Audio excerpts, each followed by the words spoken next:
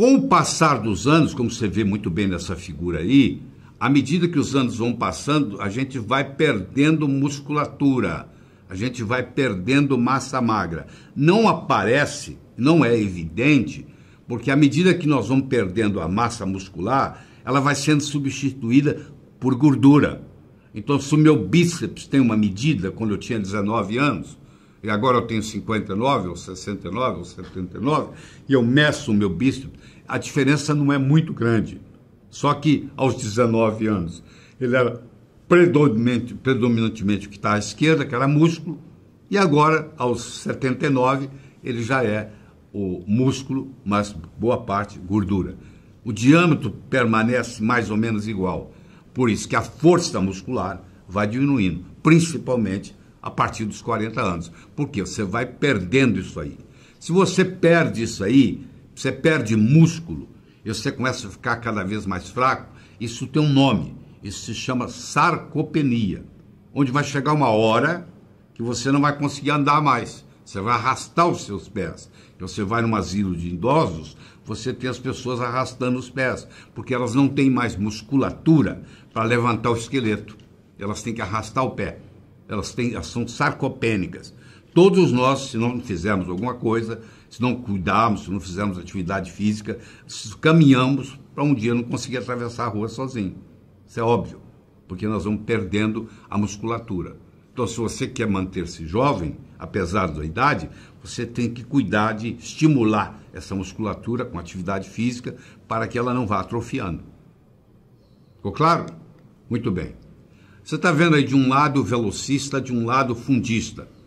Esse indivíduo fundista que corre maratona, isso não é saudável. Esse indivíduo ele é sarcopênico. Compara com o velocista que você vai ver. Ele tem uma sarcopenia, a musculatura dele já se foi. Ele tem muito pouco músculo. E isso tem consequências. Você lembra que na primeira maratona da história, lá na Grécia, o soldado que correu os 26 quilômetros para levar a notícia da guerra, que a guerra tinha acabado, ele deu a notícia e caiu morto. Já mostrando o seguinte, ó, não é uma boa coisa para se fazer. Ele deu o recado, mas ele acabou morto. A primeira maratona que ocorreu, o maratonista morreu na chegada. Então isso aí não é, tem que tomar cuidado, porque tem gente que exagera e adquire esse corpo que você está vendo aí. Isso não é saúde, isso aí é sarcopenia. Bom, muito bem. Então vamos lá. Digestão de proteínas e absorção de aminoácidos são cruciais para um estado de nutrição proteica otimizado. O que eu quero dizer com isso? Eu posso estar ingerindo a proteína certa, mas se eu não tenho enzimas estomacais suficiente, como no caso do ácido clorídrico, para poder digerir a proteína, essa proteína vai acabar saindo nas fezes. Eu não vou ter nenhuma vantagem de estar ingerindo.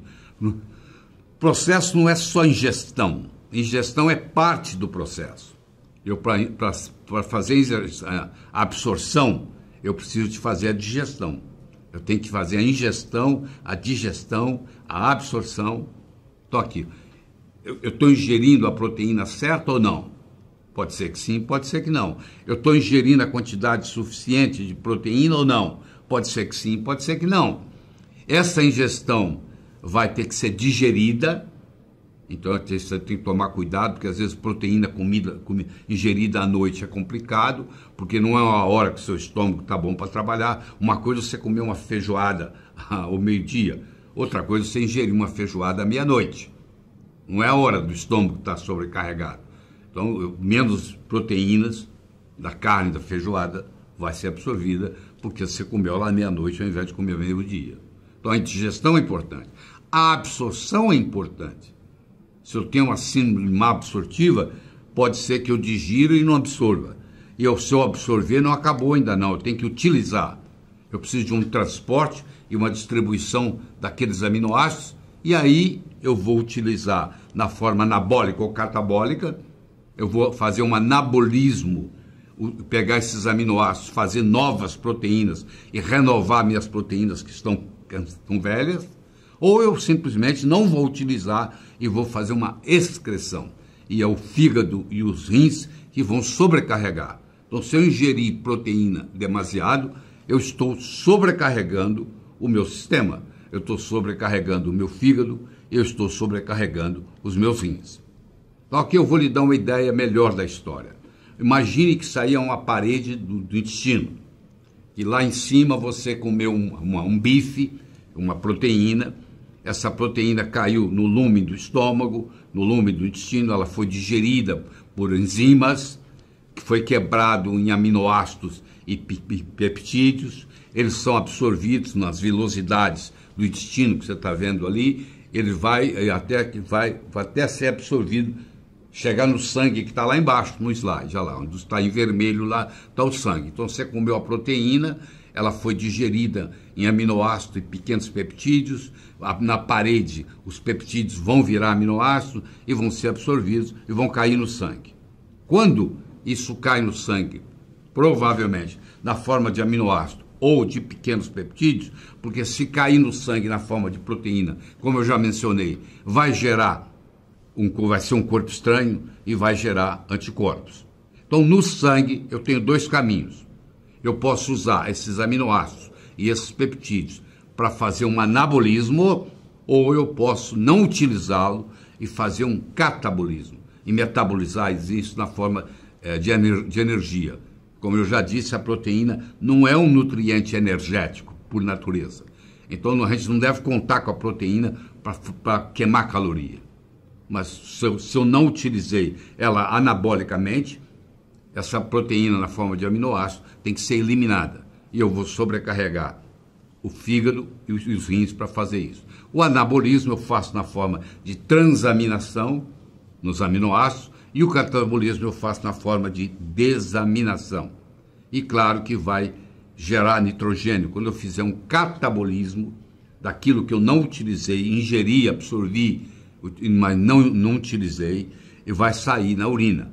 Então eu posso saber o quanto que ficou, o quanto que saiu, se eu medir a urina de 24 horas e medir quanto nitrogênio tem lá. Se eu tenho um controle de quanto de nitrogênio eu dei na proteína para a pessoa ingerir, e eu agora tenho um controle da urina de 24 horas e saber quanto saiu, eu vou saber o quanto que foi utilizado, o quanto que foi para o anabolismo e o que foi para o catabolismo está sendo medido na urina. Ficou claro isso? Muito bem, vamos continuar aqui a nossa história. Quando se trata de proteína, biodisponibilidade é sinônimo de digestibilidade. Biodisponibilidade é o seguinte: se você ingeriu 100, chegou a 80 no sangue, a biodisponibilidade dessa substância é 80.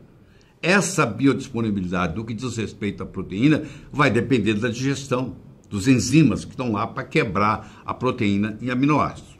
Deu para entender?